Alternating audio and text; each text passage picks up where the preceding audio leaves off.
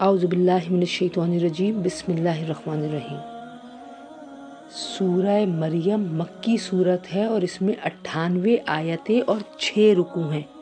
ناظرین، اس صورت کا بنیادی مقصد حضرت عیسیٰ علیہ السلام اور ان کی والدہ حضرت مریم علیہ السلام کے بارے میں صحیح عقائد کی وضاحت اور ان کے بارے میں عیسائیوں کی تردید ہے۔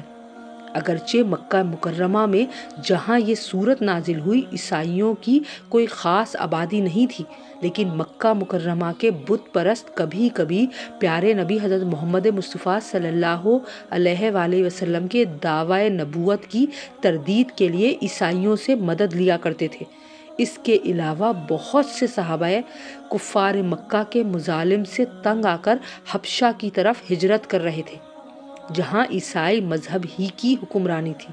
اس لیے ضروری تھا کہ مسلمان حضرت عیسیٰ علیہ السلام، حضرت مریم علیہ السلام، حضرت زکریا علیہ السلام اور حضرت یحییٰ علیہ السلام کی صحیح حقیقت سے واقف ہوں۔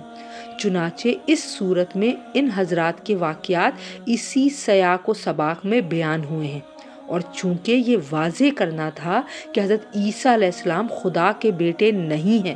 جیسا کہ عیسائیوں کا عقیدہ ہے، بلکہ وہ انبیاء کرام ہی کے مقدس سلسلے کی ایک کڑی ہیں، اس لیے بعض دوسرے انبیاء کرام علیہ السلام کا بھی مختصر تذکرہ اس صورت میں آیا ہے، لیکن حضرت عیسیٰ علیہ السلام کی معجزانہ ولادت اور اس وقت حضرت مریم علیہ السلام کی کیفیات سب سے زیادہ تفصیل کے ساتھ اسی صورت میں بیان ہوئی ہیں، اسی لیے اس کا نام سورہ مریم رکھا گیا ہے۔